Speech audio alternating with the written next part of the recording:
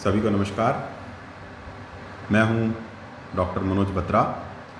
आज हम applications of spectroscopy जो कि एमएससी थर्ड सेमेस्टर केमिस्ट्री के स्टूडेंट्स के लिए, उसमें हम लोग बात कर रहे हैं यूवी विजिबल स्पेक्ट्रोस्कोपी के अंदर वुडवर्ड और Pfizer rules for calculating absorption maxima in alpha beta unsaturated carbonyl compounds. अब से पहले हम लोगों ने पिछले बार का जो लेक्चर था उसमें alpha beta unsaturated carbonyl compounds के अंदर कौन कौन से बैंड्स हमें मिलते हैं उसके बारे में हमने बात की थी। एक है के बैंड और एक है आर बैंड। तो अब आज हम बात करते हैं वुडवर्ड रूल के बारे में, वुडवर्ड फाइजर रूल के बारे में, जो कि किस तरह से हम उनमें लैम्डा मैक्स की वैल्यू को कैलकुलेट कर सकते हैं। और इसके ऊपर बेस्ड क्वेश्चंस जो हैं वो अक्सर एग्जाम्स में पूछे जाते हैं। ये काफ़ी इंपॉर्टेंट एस्पेक्ट है।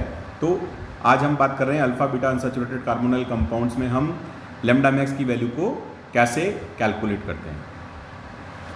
The Woodward rules which is given in the table 2.6 again can be used to calculate the position of intense pi to pi star transition, that is K band, not the weak band, that is N to pi star transition, R band, for alpha beta unsaturated carbonyl compounds। तो एक बात यहाँ clear हो रही है कि Woodward Pfizer rule जो है, जिसको हम आगे टेबल में देखेंगे, वो क्या करते हैं, वो हमें पाई से पाई स्टार ट्रांजिशन यानी के बैंड्स की वैल्यू को कैलकुलेट करने के रूल्स हमें देते हैं, ना कि आर बैंड को जो कि एन से पाई स्टार ट्रांजिशन के लिए है उसके बारे में हमें बताते हैं। तो हम एक्चुअली क्या करेंगे, जो के बैंड है उसमें कैसे शिफ्ट होगा डिफरेंट पोजीशंस के कारण, डबल बॉन्ड के एडिशन के कारण, एल्काइल ग्रुप्स के कारण, या और भी कोई स्ट्रक्चरल चेंज के कारण, हम उसके बारे में यहाँ पर बात करेंगे। तो जो वुडवर्ड फाइजर रूल है वो के बैंड पर अप्लाई होते हैं। फिर है the lambda max for pi to pi star absorption band in UV spectrum of compound 1 is calculated as below. The basic value is 215 nanometre. देखिए, हमको यहाँ पता होना चाहिए कि यहाँ पर जो बेसिक वैल्यू है, जो कि हम अभी टेबल में नेक्स्ट वाले में देखेंगे, वो alpha beta unsaturated carbonyl compounds के लिए या कीटोन्स के लिए वो 215 होती है, 215 होती है। और उसके बाद में हम क्या करते हैं, अगर कोई अल्फ़ा सब्स्टिट्यूएंट है तो उसके लिए 10 ऐड करते हैं, बीटा सब्स्टिट्यूएंट है तो उसके लिए 12 ऐड करते हैं। तो इस तरह से हम उनको ऐड कर देते हैं, basic value plus alpha substituent plus beta substituent. हम एक एग्जांपल की बात कर रहे हैं, तो उस तरह से ऐड करके हम जो है उनके लिए लैम्डा मैक्स की वैल्यू कैलकुलेट करते हैं, जैसे कि हमने पूर्व में भी किया है। So this is within 1 nanometre of the observed value for which epsilon max is 4600. If the spectrum is recorded in water, lambda max would move to 245।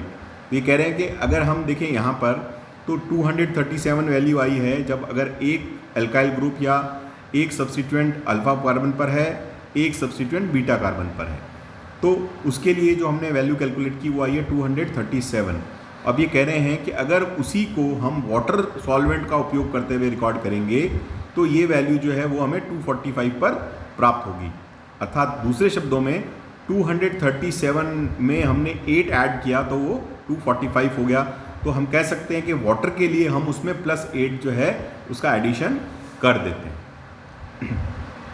A few other examples which serves to illustrate the application of these rules to a variety of alpha beta unsaturated carbonyl compounds are presented below। जैसे और भी हम कई examples ले सकते हैं जिसके अंदर हम देखते हैं कि किस तरह से alpha beta unsaturated carbonyl compounds में लैम्डा मैक्स की वैल्यू कैलकुलेट की जाती है। तो उनको हम सब यहाँ देखेंगे, लेकिन सबसे पहले टेबल के अंदर हम देखते हैं कि बेसिक वैल्यू जो है वो किस प्रकार से कैलकुलेट की जाती है। सबसे पहला है rules for alpha beta unsaturated aldehyde and ketones. Lambda max for pi to pi star transition and epsilon max value is 4500 to 20000। जैसा आप ये बात कर रहे हैं कि इस के बैंड के लिए जो कि पाई टू पाई स्टार ट्रांजिशन के कारण मिलता है, जो एप्सिलॉन की वैल्यू है यानी इंटेंसिटी की वैल्यू है वो कितनी होती है, वो 4500 से 20000 के बीच में होती है।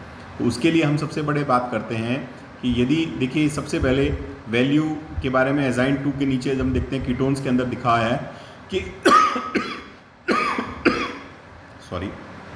एक अल्फा बीटा अनसैचुरेटेड कीटोन है जो कि 6 मेंबर्ड रिंग में है या ए साइक्लिक सिस्टम में है, तो उसके लिए जो बेसिक वैल्यू होगी वो 215 या 215 ली जाएगी। इसी तरह से एक अल्फ़ा बीटा अनसैचुरेटेड जो है कीटोन जो है, अगर वो 5 मेंबर्ड रिंग का पार्ट है तो वो उसके लिए बेसिक वैल्यू होगी 202 नैनोमीटर। और यदि सॉरी एल्डिहाइड है, अल्फ़ा बीटा अनसैचुरेटेड एल्डिहाइड है, तो उसके लिए बेसिक वैल्यू होगी 210। और यदि वो एसिड या एस्टर के रूप में है तो उसके लिए वैल्यू जो होगी वो बेसिक वैल्यू होगी 197 नैनोमीटर। तो हमें मुख्य रूप से ये 4 बेसिक वैल्यूज़ ध्यान रखनी है। अगर वो कीटोन है तो 215, अगर 5 मेंबर्ड है तो 202, अगर वो एल्डिहाइड है तो 210, और अगर वो एसिड या एस्टर है तो 197। अब देखिए यहाँ पर अगर उसमें कोई एक डबल बॉन्ड का एक्सटेंशन है तो उसके लिए हम +30 ऐड करेंगे। और ये कार्बोनाइल कंपाउंड का जो नेक्स्ट वाला कार्बन है उस कार्बन को हम अल्फ़ा कार्बन मानते हैं। यहाँ उसको थोड़ा सा गलत दिया गया है, एक प्रिंटिंग मिस्टेक थी। तो first carbon which is next to the carbonyl carbon is termed as alpha carbon, then the next carbon is termed as beta carbon, the next carbon is termed as gamma carbon, and उसके अगला जो carbon है उसको हम delta carbon, और फिर आगे डेल्टा+1 डेल्टा+2 ऐसे हम उसको डेजिग्नेट करते हैं। तो कार्बोनाइल कार्बन को छोड़ के जो उसके बाद अगला कार्बन है उस कार्बन को हम अल्फ़ा कार्बन के रूप में मानते हैं। तो अगर उस कार्बन के साथ में कोई सब्स्टिट्यूएंट जुड़ा है तो उसको अल्फ़ा सब्स्टिट्यूएंट या अल्फ़ा एल्काइल ग्रुप के रूप में ऐड किया जाता है। फिर उसके बाद होमोडाइन कंपोनेंट की हम बात करें तो होमोडाइन कंपोनेंट का मतलब जैसे मान लीजिए कोई एक डाइन है, उसमें डबल बॉन्ड, 2 डबल बॉन्ड है, तो उसके लिए हम उसके लिए +39 उसमें ऐड करेंगे। इसी तरह से आप देखेंगे कि जैसे हम बात कर रहे हैं increments for various groups alpha, beta, gamma और डेल्टा के हिसाब से, तो इस टेबल के अंदर हम देख सकते हैं कि अगर एल्काइल ग्रुप अल्फ़ा पोजीशन पर है तो उसके लिए हम +10 ऐड करते हैं, बीटा पर है तो +12 ऐड करते हैं, गामा पर है तो उसके लिए 18 ऐड करते हैं, और डेल्टा पर है तो उसके लिए भी 18 ऐड करते हैं। फिर उसके बाद में एल्काइल ऑक्सी ग्रुप जो है उसके लिए 35, 30, 17 एंड 31 नैनोमीटर ऐड करते हैं। फिर हाइड्रोक्सी ग्रुप के लिए +35, 30 और फिर 50। तो ये पोजीशन के हिसाब से पोजीशन स्पेसिफिकली हम उसमें ऐड करते हैं। इसके बाद थायो ईथर के लिए 80 ऐड करते हैं। क्लोरो ग्रुप के लिए 15, 12, 12 एंड 12 इस तरह से हम ऐड करते हैं। ब्रोमो के लिए 25, 30, 25, 25 और एसिटाइलऑक्सी ग्रुप के लिए 6, 6, 6, 6 और बाद में एमिनो ग्रुप के लिए अगर वो बीटा पोजीशन पर है तो हम उसके लिए 95, या मोनो एल्काइल या डाई एल्काइल अमीनो ग्रुप है तो उसके लिए हम +95 केवल बीटा पोजीशन पर ऐड करते हैं। तो देखिए ये जो डिफरेंट सब्स्टिट्यूएंट या ग्रुप्स के लिए ये इंक्रीमेंट्स हैं जो कि पोजीशन स्पेसिफिक है, यानी कि कार्बोनाइल ग्रुप से उनकी क्या पोजीशन है उसके हिसाब से ये ऐड किए जाते हैं। तो ये टेबल जो है वो हम सबको याद रखनी पड़ेगी कि अल्फ़ा पोजीशन के लिए, बीटा पोजीशन के लिए, गामा पोजीशन के लिए और डेल्टा पोजीशन के लिए कौन कौन से इंक्रीमेंट्स इसमें ऐड किए जाते हैं। उसके बाद में अगर मान लीजिए कोई डबल बॉन्ड जो है वो एक्सोसाइक्लिक पोजीशन पे है तो उसके लिए हम उसको 5 और ऐड करते हैं, और मान लें अगर 2 एक्सोसाइक्लिक डबल बॉन्ड्स हैं तो उसके लिए हम उसमें 10 ऐड करते हैं। तो इस तरह से हम उसके एक्सोसाइक्लिक डबल बॉन्ड्स को उसका एडिशन करते हैं और फिर लास्ट में उसको हम टोटल निकालते हैं, जो कि या तो उसकी मीथेनॉल या इथेनॉल के अंदर लैम्डा मैक्स वैल्यू कैलकुलेट होती है। फिर सॉल्वेंट के लिए हम उसके लिए डिफरेंट ये जिसको कहते हैं सॉल्वेंट के लिए हम उसमें एडिशन करते हैं। अगर मीथेनॉल है तो हम उसमें 0 एडिशन करते हैं, और अगर क्लोरोफॉर्म है तो उसके लिए -1 ऐड करेंगे, डाइऑक्सेन के लिए -5, डाई इथाइल ईथर के लिए -7, हेक्सेन के लिए -11, साइक्लोहेक्सेन के लिए -11 और वाटर के लिए +8 जो है ऐड करते हैं। तो ये क्या है, ये डिफरेंट एडिशन वाले सॉल्वेंट का एडिशन है जिसको हम सॉल्वेंट शिफ्ट्स के नाम से जानते हैं। तो ये हमें पता होना चाहिए कि हम कौन से सॉल्वेंट में स्पेक्ट्रा को, यूवी विजिबल स्पेक्ट्रा को रिकॉर्ड कर रहे हैं, उसके हिसाब से जो भी कैलकुलेटेड वैल्यू आएगी हमें उसमें उसका शिफ्ट करना पड़ेगा। नॉर्मली जो स्पेक्ट्रा रिकॉर्ड किया जाता है वो इथेनॉल में किया जाता है, लेकिन मान लीजिए अगर हमसे किसी ने वाटर में पूछा तो जो इथेनॉल में का जो स्पेक्ट्रा है उसमें हम +8 ऐड कर देंगे तो वो वाटर में लैम्डा मैक्स की वैल्यू आएगी। अब हम देखिए यहाँ पर कुछ एग्जाम्पल लेते हैं। देखिए 2 एग्जाम्पल हमारे सामने हैं। पहला लेफ्ट हैंड साइड पर यानी बाईं तरफ जो है वो इनॉल ऑफ 1,2-साइक्लोपेंटेन डाइओन है। तो यहाँ हम देख सकते हैं 5 मेंबर्ड रिंग है, इसमें इस कार्बन के बाद जो नेक्स्ट कार्बन है उसको पर अल्फ़ा लिखा हुआ है, उस पर एक OH जुड़ा हुआ है, तो अल्फ़ा पोजीशन के ऊपर OH के लिए जो इंक्रीमेंट है वो हम ऐड करेंगे। उसके बाद बीटा पोजीशन है, उस पर एक रिंग रेजिड्यू या एक एल्काइल ग्रुप जुड़ा है, तो उसके लिए हम बीटा पोजीशन पर जो एडिशन है वो ऐड करेंगे। और इसके अलावा हमें इसकी जो बेसिक वैल्यू है उसको ध्यान रखना है, क्योंकि एक 5 मेंबर्ड रिंग है, उसके लिए हमने बेसिक वैल्यू की बात की थी, वो 202 है। तो इसको अपन चाहें तो इसको वापस अपन इस टेबल में देखिए देख सकते हैं। यहाँ हम देखेंगे, देखिए बेसिक वैल्यू 202 है। उसके बाद में हमने अल्फा पोजीशन पर कोई सब्स्टिट्यूएंट OH ग्रुप जुड़ा है और बीटा पर एक जुड़ा है, तो बीटा पर एक जुड़ा है तो उसके लिए हम 12 जोड़ेंगे, और OH ग्रुप जो अल्फा पोजीशन पर है उसके लिए 35 ऐड करेंगे। तो इन दोनों को ऐड करने के बाद में हम लैम्डा मैक्स की वैल्यू देखिए यहाँ पर कैलकुलेट कर रहे हैं, लेफ्ट हैंड साइड में देख सकते हैं। बेसिक वैल्यू जो है वो 202 है, बीटा सब्स्टिट्यूएंट के लिए +12 है जैसा मैंने आपसे अभी बात की, और अल्फा पोजीशन पर OH ग्रुप है उसके लिए +35 है, तो टोटल मिलाकर हो गया 249 नैनोमीटर। तो इसके लिए जो ऑब्जर्व वैल्यू जो आती है, जो ये तो कैलकुलेटेड वैल्यू है, ऑब्जर्व वैल्यू जो है जो कि इथाइल अल्कोहल के लिए लिखा है वो है 247 नैनोमीटर। तो इस तरह से हम देख सकते हैं कि जो कैलकुलेटेड वैल्यू है और ऑब्जर्व वैल्यू जो है उनके बीच में एक अच्छा सा हमें मैच देखने को मिलता है, यानी कि कैलकुलेटेड वैल्यू मैच करती है ऑब्जर्व वैल्यू के साथ में। फिर हम दूसरा एग्जाम्पल जो सीधा आपकी तरफ राइट हैंड साइड में है वो है 1-एसिटाइल साइक्लोहेक्सीन। इसके अंदर हम देखेंगे, इसमें जो है जैसा alpha beta unsaturated carbonyl compound है, लेकिन ये जो कार्बोनाइल कंपाउंड है वो कार्बोनाइल ग्रुप जो है वो रिंग के बाहर है और डबल बॉन्ड जो है वो रिंग के अंदर है। तो हम जानते हैं कि चाहे ओपन चेन हो चाहे क्लोज चेन हो, दोनों के लिए जो बेसिक वैल्यू है वो 6 मेंबर्ड रिंग हो या ओपन चेन हो, उसके लिए बेसिक वैल्यू 215 होती है। अगर वो कीटोन है तो इसके लिए बेसिक वैल्यू जो है वो 215 रहेगी। फिर उसके बाद में जो डबल बॉन्ड की पोजीशन है उसके बाद में पहले कार्बन को हम अल्फा कार्बन मानते हैं और दूसरे कार्बन को बीटा कार्बन मानते हैं। तो दोनों कार्बन पर देख सकते हैं एक एक रिंग रेजिड्यू या एल्काइल ग्रुप जुड़ा हुआ है। तो अल्फा के लिए हम 10 ऐड करेंगे, बीटा के लिए 12 ऐड करेंगे, तो इनको अगर हम सम अप करेंगे तो ये वैल्यू आएगी 234 नैनोमीटर। और इसको जब हम इसको देखते हैं, इसको ऑब्जर्व करते हैं, यानी एक्सपेरिमेंटली इसको हम जब चेक करते हैं तो ये वैल्यू आती है 232 नैनोमीटर, जो कि उसके साथ में काफ़ी अच्छी मैच करती है। तो इस तरह से हम क्या है लैम्डा मैक्स की वैल्यू को इन रूल्स की सहायता से हम ज्ञात कर सकते हैं। देखिए अब थर्ड एग्जांपल हम देखते हैं, यह है कोलेस्ट 4-ene-3-one।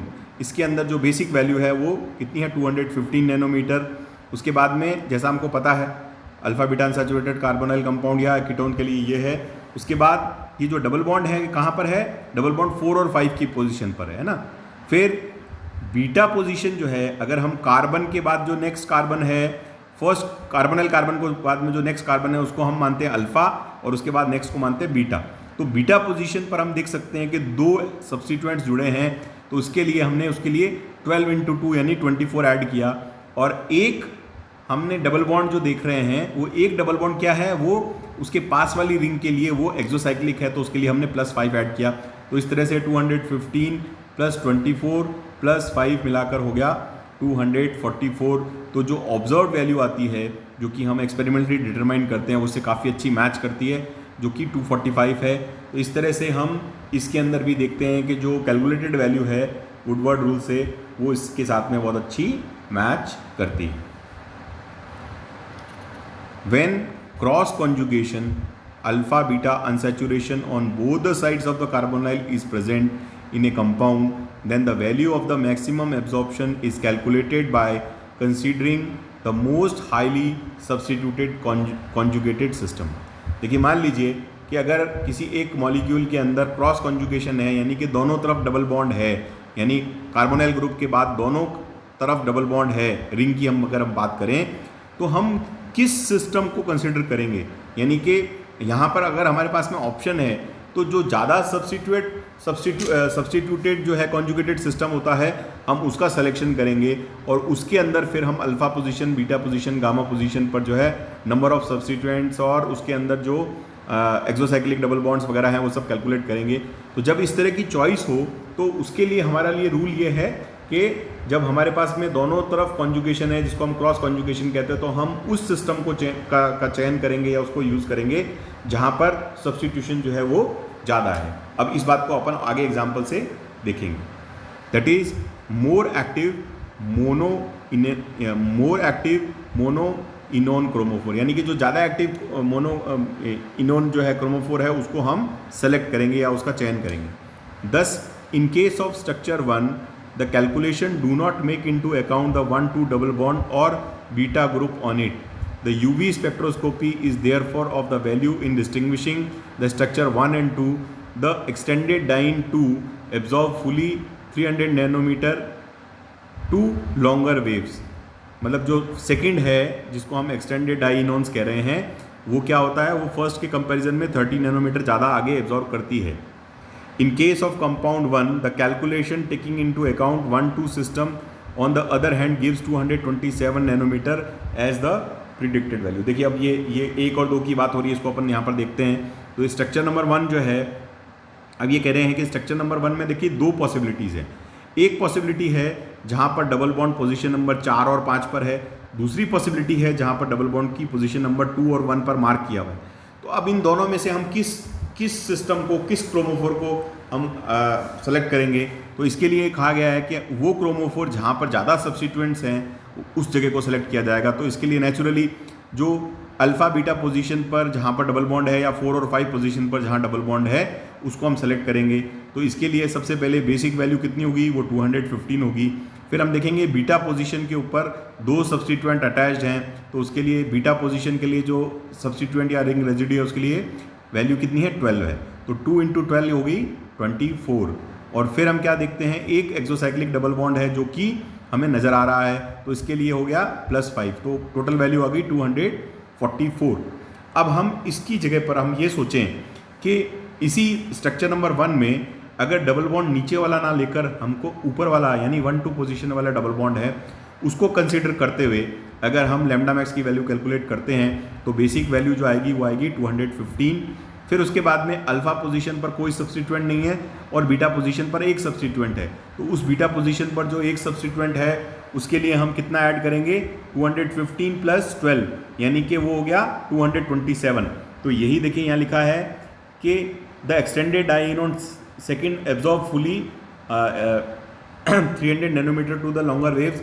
In case of the compound 1, the calculation taking into account the 1-2 system on the other hand gives 227 nanometer as the predicted value। तो अगर हम उसमें 1-2 सिस्टम को यानी डबल बॉन्ड 1-2 पोजीशन वाले को अगर हम कैलकुलेट करेंगे, उसको यूज़ करते हुए अगर हम क्रोमोफोर के लिए लैम्डा मैक्स कैलकुलेट करेंगे तो वो आ जाती है 237 और दूसरे केसेस में ये आती है 244, क्योंकि 244 में ज़्यादा सब्स्टिट्यूएंट है, ये ज़्यादा सब्स्टिट्यूटेड है, तो इसलिए हम 244 जहाँ पर है जिसके लिए लैम्डा मैक्स वैल्यू कैलकुलेट हो रही है उस क्रोमोफोर को हम सेलेक्ट करते हैं, यानी कि जिस पोजीशन जब 4 और 5 पोजीशन पर डबल बॉन्ड है उसको हम सेलेक्ट करते हुए लैम्डा मैक्स की वैल्यू कैलकुलेट करते हैं। अब देखिए राइट हैंड साइड में जो दूसरा एग्जाम्पल है, एग्जाम्पल नंबर 2 जो है, इसकी हम बात करें इसके लिए लैम्डा मैक्स की वैल्यू जो है वो हम कैसे कैलकुलेट करते हैं। इसके लिए हम देख सकते हैं कि लैम्डा मैक्स वैल्यू के लिए जो लैम्डा मैक्स है वो 280 आ रहा है। कैसे आ रहा है, सबसे पहले हम बेसिक वैल्यू की बात करते हैं। तो बेसिक वैल्यू कितनी आएगी, बेसिक वैल्यू आएगी 215। फिर उसके बाद में जब हम कार्बन के बाद नेक्स्ट कार्बन पर आएंगे, वहाँ पर हम देखते हैं कि कोई सब्स्टिट्यूएंट नहीं है। फिर नेक्स्ट कार्बन यानी बीटा कार्बन पर जाते हैं तो हम देखते हैं कि एक सब्स्टिट्यूएंट है। फिर गामा कार्बन पर जाते हैं, वहाँ कोई सब्स्टिट्यूएंट नहीं है। और फिर गामा +1 पे जाते हैं तो वहाँ एक सब्स्टिट्यूएंट है। और एक यहाँ पर एक्सोसाइक्लिक डबल बॉन्ड के अलावा एक डबल बॉन्ड ऐसा है जिसको हम कहते हैं एक्सटेंडेड कॉन्जुगेशन, यानी उस एक्सटेंडेड कॉन्जुगेशन के लिए हम +30 ऐड करेंगे, एक्सोसाइक्लिक के लिए 5 ऐड करेंगे और हम 24 ऐड करेंगे।